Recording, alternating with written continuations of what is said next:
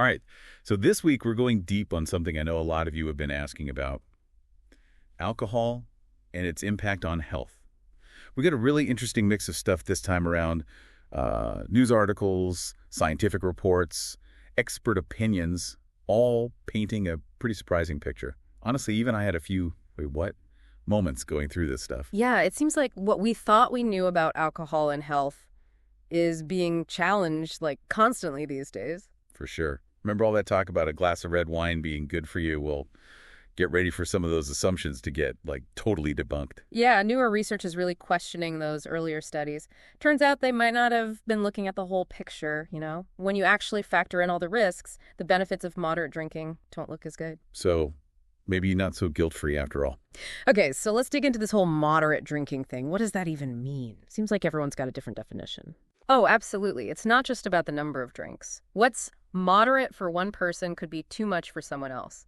Your genetics, metabolism, overall health, it all matters. Okay, so how do we make sense of all of this? Well, one of the biggest developments recently is the link between alcohol and cancer. The U.S. Surgeon General actually recommended putting warning labels on alcoholic drinks. That's a big deal. Whoa, warning labels. That's pretty serious. How strong is that link between alcohol and cancer, though? Well, get this. Even if you're not a heavy drinker, you're still at a higher risk. Like 1 in 4 cases of alcohol-related cancers are happening in people who have less than 2 drinks a day. Wow.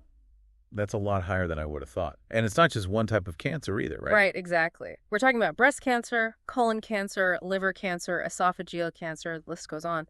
And for some cancers, like head and neck cancers, the risk goes up even more with every drink you have each day. Okay, that's definitely making me think. So we've covered heart health and cancer, but I have a feeling that's just the start when it comes to how alcohol affects our health. What other long-term risks are we talking about? Well, think about how often people use alcohol to, like, de-stress or fall asleep. It's often used as a crutch without people realizing the consequences. Yeah, that wind down after work is definitely a thing. But you're saying that's not such a great idea in the long run. Exactly. While it seems like alcohol helps at the time, it actually messes with your sleep and can make mental health problems worse over time, like anxiety and depression. So it's like you drink to deal with stress, but then the alcohol itself adds to the stress. Exactly, a vicious cycle. And it's not just about feeling stressed or anxious either. Excessive alcohol use was the cause of 178,000 deaths in the U.S. in 2020 and 2021. That's a 29% jump in just 4 years. And 2/3 of those deaths were from long-term conditions caused by alcohol use. That's a lot to think about. Seems like we're getting a much bigger and frankly scarier picture of how alcohol affects us. Then we realized It is concerning. But there have been some interesting discoveries, too. You've probably heard of Ozempic, the drug for diabetes and weight loss. yeah, it's been all over the news. What's that got to do with alcohol? Well, research has shown that low doses of it can actually reduce alcohol cravings. Now that's interesting. Tell me more. Basically, it seems like Ozempic can target the parts of the brain that control both appetite and alcohol cravings. It's fascinating. Okay, this is where it gets really interesting. So we're talking about like a potential game changer in how we deal with alcohol dependence. It's definitely an exciting area of research. More studies are needed, of course, but this opens up new possibilities for treatment and prevention. It's amazing how much we're still learning about alcohol and how it affects us. Yeah. It wasn't so long ago that everyone was saying red wine was good for you. I know, right? It seems like all this new information is leading to some big calls for change, too. Absolutely. Experts are pushing for greater awareness, maybe even changes in public health guidelines. Think about the anti-smoking campaigns we've seen. Could we be headed for something similar with alcohol? Wow, that's a powerful thought. So what would that look like? How could these changes affect our everyday lives? Well, we could see more public awareness campaigns about the risks. Like, imagine billboards or TV commercials like the ones about smoking. Okay, that would definitely get people's attention. No. What else? Maybe stricter rules on how alcohol is advertised, especially to younger people. Yeah. And maybe more places and events where alcohol isn't the focus. So it's not just about individual choices. It's about making healthier choices easier and more socially acceptable. Exactly. It's about changing the whole environment around drinking. This is all so interesting. We've covered a lot, but I feel like we've only just started. Before we wrap up this part, I want to go back to those calls for change. Sure, let's dive in a bit deeper. With all this new information about the risks, you'd think alcohol sales would be going down, right? Is that happening? It's complicated. The global alcohol market is still huge, but there are signs that things are changing. Like what? Well, non-alcoholic drinks are becoming super popular. Even some big alcohol brands are making alcohol-free versions of their products. So they're trying to appeal to all those sober, curious people. Yeah, it seems like it. They're realizing that people want different things now, and they're adapting. Makes sense. But is this sober, curious thing just a fad? Or is it something bigger? That's the big question. All right, well, I think this is a good place to take a break. When we come back, I want to talk more about the sober, curious movement and what it could mean for the future of drinking. Stay with us. Welcome back. Before the break, we were talking about all those shifts in the alcohol industry and the rise of the sober, curious movement. It feels like how we see alcohol is changing, you know? Yeah, it's really interesting to watch this trend play out. It's not just a small group anymore. It's becoming more and more mainstream, especially among younger generations. That's what caught my attention, too. It's not just a few people cutting back. It's like a whole shift in how we think about alcohol in general. What's driving this change, though? Why are people becoming sober curious in the first place? Well, there are a few things happening at the same time. I think knowing more about the health risks is a big part of it. People are learning more about what alcohol does to their bodies, and they're just not willing to risk it. Like suddenly it hits you. Wait, even a little bit of drinking can increase my risk of cancer. That's got to make you think twice. Oh, yeah, for sure. And it's not even just about physical health. For a lot of people, it's about their mental well-being, too. They're realizing that alcohol could actually be making it harder to deal with stress, sleep better, or just feel good overall. So it's not just about avoiding the bad stuff. It's about how much better you could feel if you weren't drinking. Exactly. And for some, it's about pushing back against those social pressures, like you have to drink to have fun or fit in. They're challenging those ideas and creating their own norms. I think that's really important. It's easy to fall into those habits. Drinks at every party, a glass of wine after work. But this sober, curious thing, it's encouraging people to step back and think, do I really want this? Or am I just doing it because everyone else is? Yeah, it's about taking control and making choices that are right for you. So if someone's listening and thinking, maybe I'm a little sober curious, where do they start? I think the best thing to do is just try it out.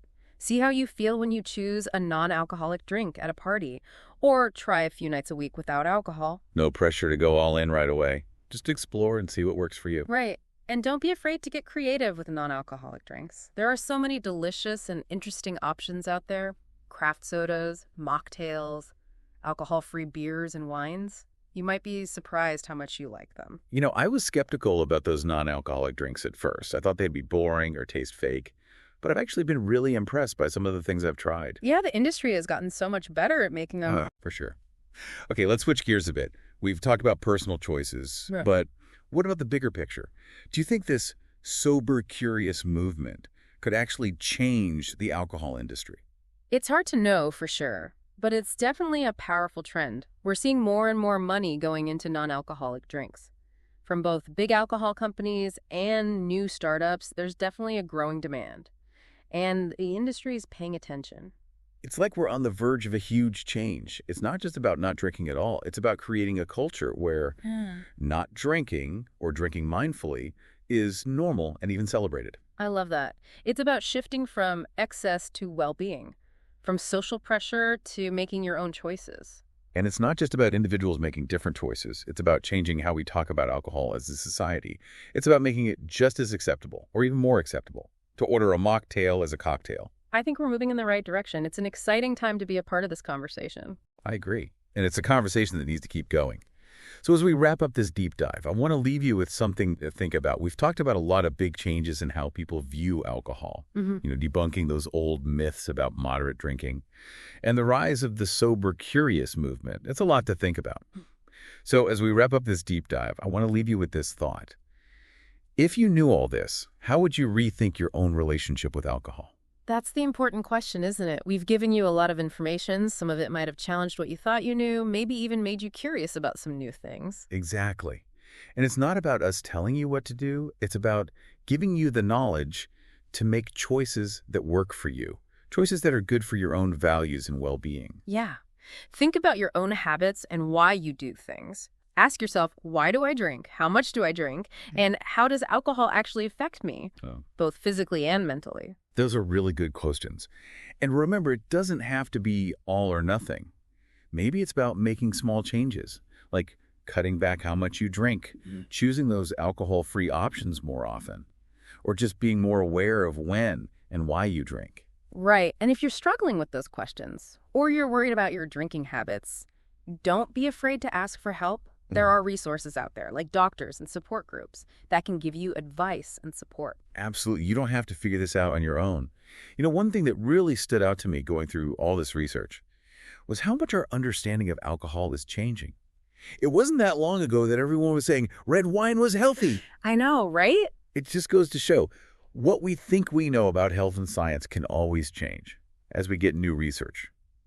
It's about staying curious and being open to changing our minds based on new evidence. And that's really what this deep dive is all about, right? Exploring, asking questions, and always learning. We hope this deep dive has given you some things to think about and maybe even inspired you to look at your own relationship with alcohol in a new way.